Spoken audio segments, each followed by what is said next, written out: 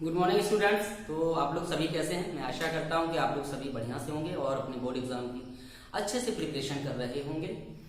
तो previous lecture में जैसा कि मैंने आपको फर्टिलाइजेशन के बारे में बताया, डबल फर्टिलाइजेशन और द्विक संलयन ट्रिपल फ्यूजन के बारे में बताया, डायग्रामेटिकली आपको मैंने पूरा बताया था और कैसे आपका निषेचन प्रक्रिया हो रही थी, आपका डबल फर्टिलाइजेशन कैसे हो रहा था और आपका निषेचन कैसे हो रहा था, ट्रिपल फ्यूजन कैसे हो रहा था और इसमें प्राथमिक ग्लूकोज केंद्र कैसे बन रहा था।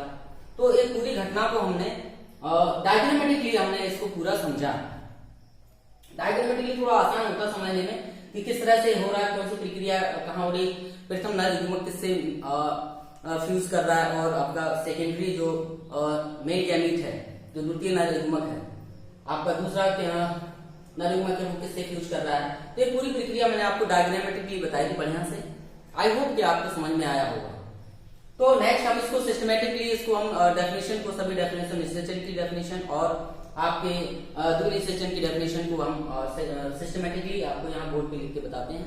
तो किस तरह से, तो इस डायग्राम को हम इरेज करेंगे, अब इसको मिटा देंगे और मैं आशा करता हूँ कि आपने इस डायग्राम को बनाया होगा, क्योंकि इसको बनाएंगे, इसको सब समझेंगे तो आपको डेफिनेशन समझने में और उसको डेफिनेशन को लिखने में बहुत आसानी होगी। जस्ट बिकॉज कि आपको अगर आप वर्ड्स को रटेंगे, उसको लर्न करेंगे तो वो इतना मुश्किल टफ होता है रटने को, डेफिनेशन रटने में, समझने में बहुत आसानी होती है। अगर आप किसी भी चीज को समझ जाते हैं तो उसको लिखने में बहुत ही आसानी होती है।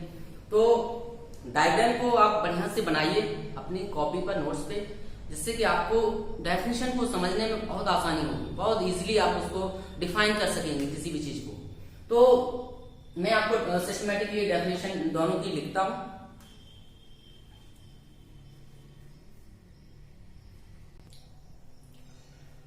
तो जैसा कि प्रीवियस जो है मैं डायग्रामेटिकली इन सब चीजों को बता चुका हूं, तो अब हम इसको सिस्टमेटिकली कैसे लिखा जाएगा, इसको किस तरह से हम इसको लिखेंगे उसके बारे में समझेंगे। तो आपका निषेचन की प्रक्रिया, निषेचन को सिस्टमेटिकली हम कैसे बोलेंगे कि नर व मादा के संयोजन को, जब नर और मादा क्या करते हैं, फ्यूज करते हैं, नर और मादा के युग्मकों के संयोजन को निषेचन कहते हैं। जब नर और मादा आपस में क्या करते हैं, फ्यूज करते हैं, तो इस प्रक्रिया को ही बोलते हैं निषेचन। जैसा कि मैंने आपको डायग्रामेटिकली आपको बताया था, ऑलरेडी मैं बता चुका हूं कि जब नर और मादा आपस में फ्यूज करते हैं, ये आपके हो गए नर युग्मक हो गया आपका, ये हो गया आपका मादा युग्मक। इन दोनों के फ्यूजन से, ठीक है, जब ये दोनों फ्यूज करते हैं तो क्या बनाते हैं, डिप्लॉयड जाइगोट बनाते हैं, गुणज बनाते हैं, क्योंकि क्या होता है, द्विगुणित होता है, क्योंकि ये भी डिप्लॉयड होता है, आपका आगुणित होता है, ये भी आगुणित होता है, तो दोनों आगुणित मिलकर क्या बनाते हैं, गुणज बनाते हैं, डिप्लॉयड गुणज बनाते हैं, और यही किसका, भ्रूण का निर्माण करता है। बाद में गुणज से क्या बनता है, भ्रूण बनता है। तो नर व मादा के संयुग्मन को या संयोजन को ही क्या बोलते हैं, हम निषेचन बोलते हैं। ठीक है, ये जैसा कि मैं आपको डायग्रामेटिकली बताया, तो आप इसको डायग्राम को भी बना सकते हैं एग्जाम में, जिससे कि बहुत ही अच्छा इंप्रेशन पड़ता है एग्जामिनर में और आपको अच्छे फुल मार्क्स मिलने के चांसेस होते हैं। नेक्स्ट, निषेचन की घटना को सर्वप्रथम स्ट्रॉसबर्गर ने, एक वैज्ञानिक थे स्ट्रॉसबर्गर, जिन्होंने सबसे पहले निषेचन की घटना को बताया और देखा।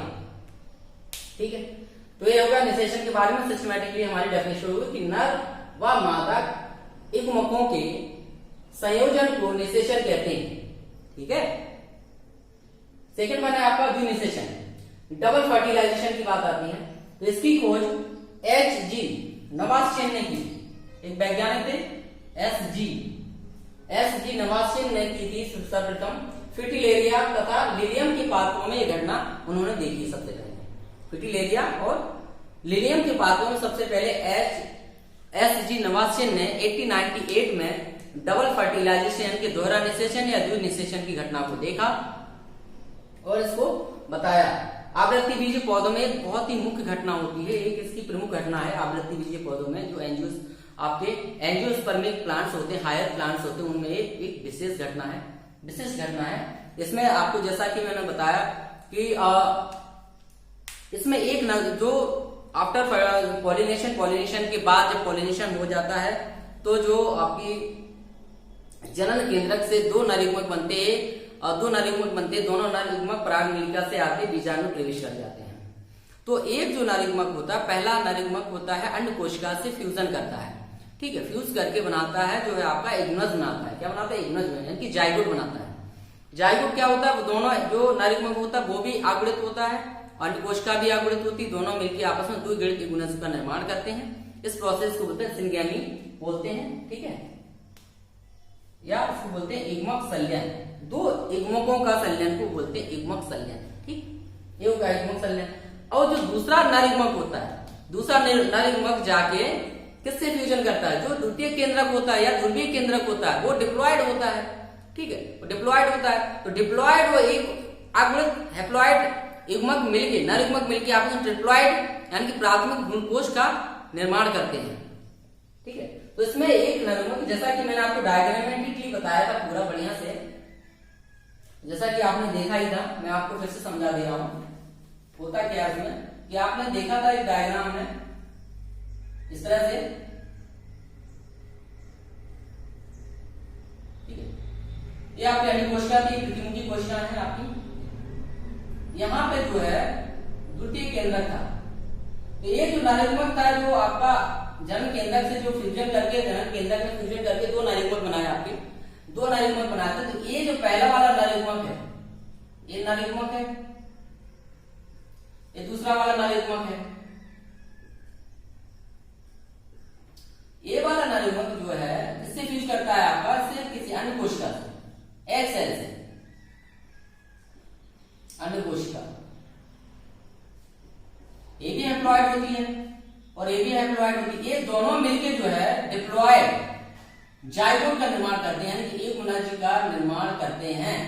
इसी प्रक्रिया को बोलते हैं युग्मक संलयन या सिंगैमी। ये प्रोसेस पहली घटना हो गई। सेकंड वन जो दूसरा नारीगमक होता है, ये जो है यहां जाता है इससे द्वितीय केंद्रक से, ये द्वितीय केंद्रक होता है। मैंने ऑलरेडी आपको प्रीवियस लेक्चर में समझाया था। ये डिप्लॉयड होता है, ए से फ्यूज करके, ये डिप्लॉयड होता है, ये दोनों आपस में फ्यूज करके जो है डिप्लॉयड प्राथमिक भ्रूणकोश केंद्रक बनाते हैं, ठीक है। इसे बोलते हैं, इसी घटना को बोलते हैं ट्रिपल फ्यूजन या त्रिक संलयन।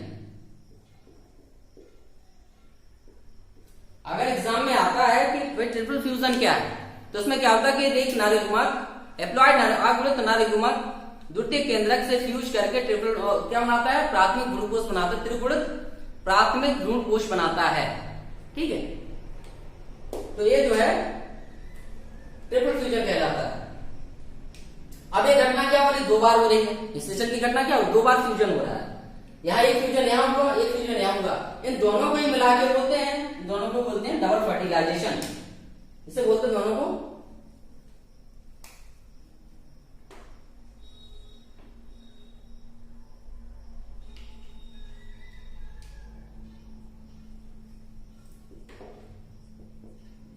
त्रिगुणित।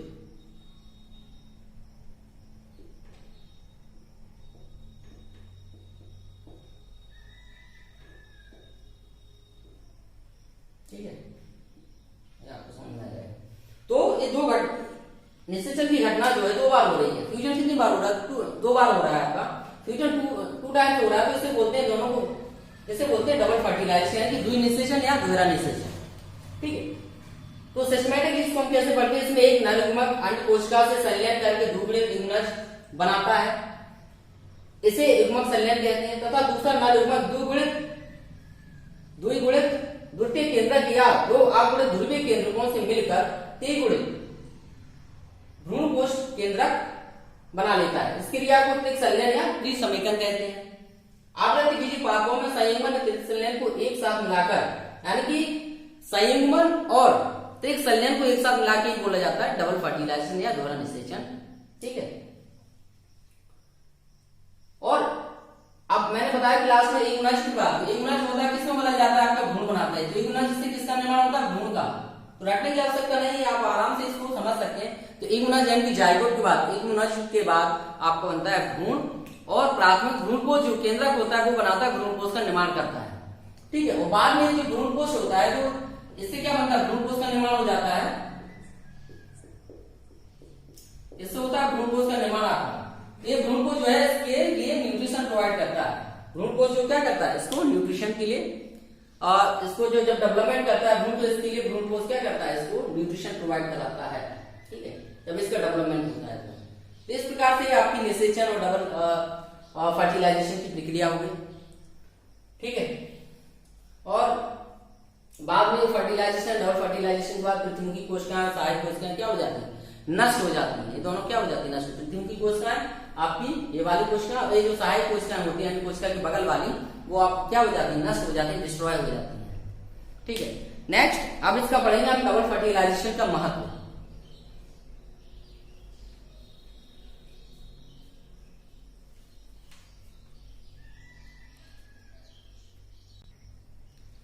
तो नेक्स्ट हेडिंग है हमारी द्वि निषेचन का महत्व। द्वि निषेचन का महत्व क्या है, इसकी इंपोर्टेंस क्या है, आवृत्ति बीजी पौधों में इसका घटना का क्या महत्व है, इससे क्या फायदा है आवृत्ति बीजी पौधों में, तो इस सब के बारे में हम नेक्स्ट हमारी हेडिंग वही है कि द्वि निषेचन का महत्व के बारे में हमको पढ़ना है। और तो इसका क्या महत्व हो सकता है आवृत्ति बीजी पौधों में। पहला तो यह है कि इसके द्वारा नरजनक के लक्षण भी भ्रूणपोष में पहुंचते हैं। क्या होता है कि इसमें जो मेल के जो लक्षण होते हैं, जो आपका मेल गैमीट होता है, मेल गैमीट के लक्षण जो होते हैं, जितने भी कैरेक्टर है, वो सभी लक्षण जो है आपके किसमें पहुंच जाते हैं, भ्रूण पोष में पहुंच जाते हैं। ठीक है, ये लक्षण जो है, जो मेल गैमीट होता है, आपका जो नरजनक होता है, उसके जो सभी लक्षण होते हैं आपको भ्रूण पोष में पहुंच जाते हैं। ठीक है, जो भोजन संग्रह में उपयोगी होते हैं, जो भोजन को क्या होते हैं, संग्रह में, भोजन के कलेक्शन में, भोजन को जो स्टोर करने के लिए बहुत उपयोगी होता है। ठीक है, भोजन जिससे क्या होता है, भ्रूणपोष के अंदर जो है भोजन जो संग्रह होने लगता है। नेक्स्ट है, यह भ्रूणपोष के निर्माण को सुनिश्चित करता है। डबल फर्टिलाइजेशन में भ्रूणपोष बनता है, आपको बताया मैंने कि प्राथमिक भ्रूणपोष केंद्रक से भ्रूणपोष का निर्माण होता है। ठीक है, ये क्या होता है, आपका ट्रिप्लॉइड होता है।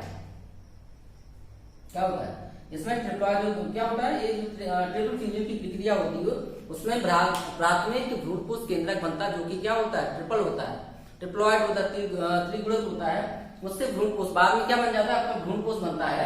यही भ्रूणपोष होता है जो क्या करता है, भ्रूणपोष जब बन जाता है तो एक भ्रूण को बाद में जब डेवलपमेंट करता है भ्रूण, तो उसके न्यूट्रिशन प्रोवाइड करता है, उसके लिए क्या कहता है, न्यूट्रिशन की पोषण प्रदान करता है। ये काम होता है आपको भ्रूणपोष का, कि निर्माण के सुनिश्चित करता है। तो भ्रूणपोष जब बन जाता है तो इसका निर्माण आरंभ होने के पूर्व होता है। तो जैसा कि मैंने बताया कि इसका जो जब भ्रूण बन जाता है तो इसका निर्माण, जब फर्टिलाइजेशन हो गया, आपका फर्टिलाइजेशन हो जाता है, उसमें जो है ट्रिपल फ्यूजन हो गया, उसमें आपका प्राथमिक भ्रूणपोष केंद्रक बन जाता है। आपका जब प्राथमिक भ्रूणपोष केंद्रक बना,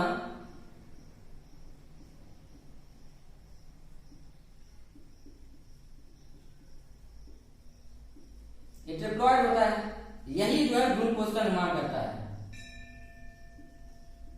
तो इसका निर्माण जो है भ्रूण के निर्माण से पहले आरंभ हो जाता है। इसका जो निर्माण होता है, इसका जो डेवलपमेंट होता है या निर्माण होता है, इसका बनने की प्रक्रिया जो होती है भ्रूण से बनने से पहले स्टार्ट हो जाती है, भ्रूण से बनने से पहले ही स्टार्ट हो जाता है।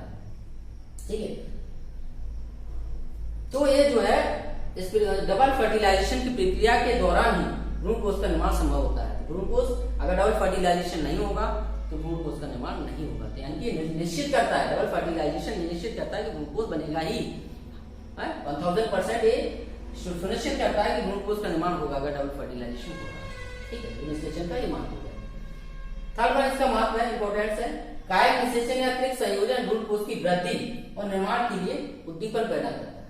यानी कि जो त्रिक संयोजन या कायिक निषेचन है, जो आपका फर्टिलाइजेशन या ट्रिपल फ्यूजन है, वो जो है निश्चित करता है, उद्दीपन करता है, यानी कि स्टिमुलेट करता है, इसकी प्रक्रिया को क्या करता है, उद्दीपित करता है, आराम यानी कि उद्दीपन पैदा करता है। इसके लिए ऐसे रिएक्शन स्टार्ट हो जाता है, इस तरह से वो क्या करता है, प्रतिक्रिया रिएक्शन स्टार्ट हो जाते हैं, जिससे क्या हो जाता है कि भ्रूणपोष का निर्माण होना शुरू हो जाता है। तो ये प्रक्रिया इस तरह से क्या करते हैं, संयोजन और निषेचन के फलस्वरूप ही होता है कि भ्रूणपोष का निर्माण होगा। और एक पॉइंट है आपका, एक इम्पोर्टेंट एग्जाम में कभी कभी पूछा जाता है कि आवृत्ति बीजी पौधों में भ्रूणपोष कितना कैसा होता है, आगुणित होता है, द्विगुणित होता है, त्रिगुणित होता है। तो क्या होता है, आपको बताया कि भ्रूणपोष क्या होता है, आपका डिप्लॉयड होता है, त्रिगुणित होता है आवृत्ति बीजी पौधों का। विशिष्ट लक्षण है, बहुत इंपॉर्टेंट क्वेश्चन है, पूछा जाता है कि भ्रूणपोष कैसा होता है, आगुणित होता है, द्विगुणित होता है कि त्रिगुणित होता है? तो त्रिगुणित होता है आपका, ठीक है। ये आपको एग्जाम में आप आराम से इसको लगा सकते हैं। क्या बोलते हैं किसी पौधों में जो त्रिगुणित होता है, ठीक है, डिप्लॉयड होता है। तो ये इसका द्विनिषेचन का महत्व हो गया। उसका क्या महत्व है मैंने समझाया आपको। ये बहुत ही इंपॉर्टेंट है, एग्जाम में आता है आपका। 1000% चांसेस होते हैं कि डबल फर्टिलाइजेशन, क्योंकि बहुत अच्छा इवेंट है। आवृत्ति बीज पौधों में ये महत्वपूर्ण घटना है, बहुत ही महत्वपूर्ण घटना है, इसलिए बहुत इंपॉर्टेंट एग्जाम में पूछा जाता है। तो इसको आप वाक आता है, उसकी डेफिनेशन डायग्रामेटिकली इसको समझाएं, एग्जाम में अगर आता है इसका महत्व बताएं, इसकी किसने खोजा, कौन से पौधों में खोजा, इसको किस सन में खोजा। तो इसको पूरा आप बढ़िया सिस्टमेटिकली जब बताएंगे तो आपको फुल मार्क्स मिलेंगे। बहुत ज्यादा टफ नहीं है, बहुत आसान है। डायग्रामेटिकली आप इसको बढ़िया से समझा सकते हैं एग्जाम में। इसके निषेचन से डबल फर्टिलाइजेशन पूरे प्रोसेस को डायग्रामेटिकली जैसा कि मैंने बताया आपको समझा सकते हैं, इसके महत्व को समझा सकते हैं, इसकी परिभाषा भी लिख सकते हैं। बढ़िया से इसको आप तैयार कर लीजिए, बोर्ड एग्जाम के लिए बहुत ही इंपॉर्टेंट टॉपिक है, ठीक है। नेक्स्ट लेक्चर में हम आपको परागण और यानी कि पॉलिनेशन और निषेचन, परागण और निषेचन के बारे में अंतर बताएंगे नेक्स्ट लेक्चर में। अब तक आप लोग घर पे रहिए, सुरक्षित रहिए और अपनी तैयारी बढ़िया से करिए।